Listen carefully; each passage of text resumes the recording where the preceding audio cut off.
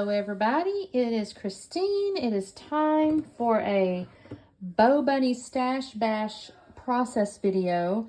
This is the series. I skipped June because of the 30 days of sketches, but I've done 2 videos already in this series. This is my 3rd video, and what I'm trying to do is I'm working my way through my BoBunny stash, one collection at a time. I may have to do more videos because otherwise it's going to take me 10 years to get through these collections. But this particular collection, this is again the 3rd one in this 3rd layout in this collection I'm doing. It's a Sunshine Bliss. And I don't know, I'm sorry I didn't look to see either on my last videos if I know when this came out. It's going to have been a little while. But the color palette is this pink, yellow, and green. You can kind of see the overall color palette with these polka dots here. And y'all, I'm going to be honest and tell y'all, I'm not going to gut anything. I'm trying to layer as much as possible because I'm trying to use these papers up. The last couple, I think I pulled out these double dots because I did have these, but I'm going to try to avoid that on this layout just because, well, that's just cardstock. I can use that any old time. So I'm going to try to keep myself on the pattern papers. It's thick anyways. The other thing I'm going to probably end up struggling with, since I have 2 sheets of these stickers, y'all, and they're all kind of square. So I might end up having to start like cutting things out, you know, just to make them work that kind of way. I don't know on this layout if I'm going to do that just yet, but that's just a commentary, I guess. In the way of ephemera, this is what I have left. I don't have a ton left. I do have these little squares here, so this might come into play today.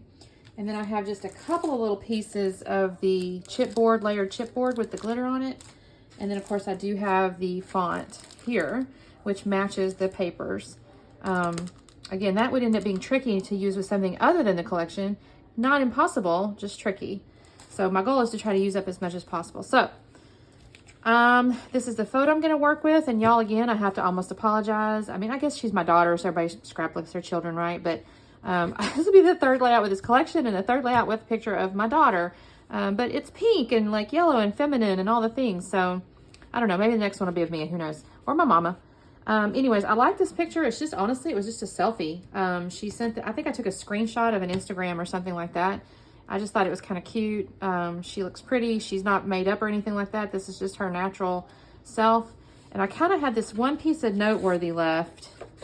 And I think it's neat. And I'm thinking I might like do something like this. I'll map the photo, but I'm thinking something like this and then layer these. So that's what I'm starting with. Let me do a little bit of trimming, a little bit of scuffings, because it is kind of, you know, mixed media-ish. It's kind of very organic. So I think I'm going to end up scuffing some papers and things. But let me get started on that piece of it, and I'll come back on when I start to assemble and embellish. All right, talk soon. Okay, everybody, quick check-in. So what I've done at this point is I have trimmed several layers of the pattern paper here. I've got, well, I've matted my photo, okay? And then I have a noteworthy card, which I mentioned, and I'm going to kind of offset it. I've got a yellow layer, pink layer, green layer. And as you notice, I'm not gutting any of these, right? Because I need to use these up. What did I just do here? I kind of want to go back and forth here to, you know, create some interest. I have scuffed the edges of everything. And then what I also went through and did is I had these pattern papers here with these like, this is like little bird cages. And then I had this little small sheet with some flowers on it. So I have fussy cut those pieces out here. I don't yet know exactly how I'm going to do it. I think I'm going to do something, you know, along over here or something. I did cut this out of a little cut apart too. And then I still have these. So but I wanted to show you that I fussy cut these pieces out because I'm trying to use up, like I said, this pattern paper. So if best way to do it is to use some of the pieces, then that's what I'll do. So these are now scrap. So now what I'm going to start doing is I'm going to start gluing these layers down because I know that. And then I'm going to start kind of poking around here. I think I'm going to also put my title down. I think I'm going to put it down here. So I need to do that first to make sure I don't give myself no room. So let me start gluing this stuff down and well, I'm going to speed it up so you guys can watch that part. I probably won't talk anymore except for voiceover. All right, let's talk soon. Okay, gang, I'm going to start with the easy stuff. I'm going to just start gluing my layers down that I've already kind of figured out. You know, again, I've cut these already, and I'm going to be honest with you guys. I don't measure these papers usually. The only time I typically, quote, measure paper when I'm going to cut it is with like a ruler, is if there's a sketch or something and it specifically calls for a specific size. And or in that Freaky Fast challenge with the scrap room, they'll give you the measurements of the strength of the papers you're supposed to use, and that's kind of part of the rules. Otherwise, I typically just use my eyeball, and that's what I did here. I just took my photo originally, I matted it, and then I kind of set it on the noteworthy, and then I set it on top of the yellow to kind of figure out how wide I wanted it, and then I just kind of worked my way outward with no real plan for a specific size. So I've assembled all those, and I made myself my photo mat, and I'm looking at my title here, and I decide I want it to be effortlessly beautiful. And I love the fact that I've got this really long word because I'm using a ton of letters here, which is great. I pulled out this old sticker back here, and I'm kind of frustrated, if I'm honest, and I get a little aggressive with it. Again, when you speed the camera up, sometimes it looks aggressive or not. I don't know. I was pretty aggressive with that paper folding it because I got annoyed. But anyway, I'm spelling out the word effortlessly because I'm thinking, oh, okay, I can use all these letters, but I needed to make sure I had all the letters. That was the trick, right? So, but I did. I was really pleased. Well, I didn't have them in small and big. I only had them in big, which kind of worried me initially because after I started sticking that word down there, I thought, oh my gosh, that's a really long word. I hope I have enough room.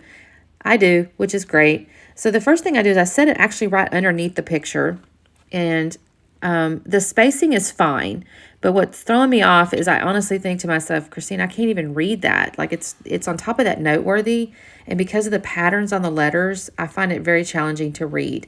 So I'm going to look at that for just a second. I'll examine it and think, no, you got to get moved. So I'll move it down. I do set that beautiful down there. Again, the title is Effortlessly Beautiful. And I'll look at that for just a second and think, no, you cannot see that. So I'm going to move it. Now, I'm not putting these down too hard or whatever. You know, I'm not pressing on them because I'm going to have to pick them up and put Nuvo glue. So they're not really like organized in a straight line or anything like that. I'm really just trying to make sure can I fit them. And they fit, so I'm really happy. And the point of the title, honestly, is my daughter, this picture here is just, I think I mentioned in the intro, it's just a little selfie. I don't think she's not wearing any makeup or anything. I think her hair is even damp. I think she just got out of the shower. And but she's just beautiful. And I'm not going to lie, sometimes I wonder how that would be just to wake up beautiful every day. I mean, it's almost like she doesn't even have to try. And I'm like, wow, it's kind of amazing, really. I would have liked to have been like that in high school, y'all. That would have been great.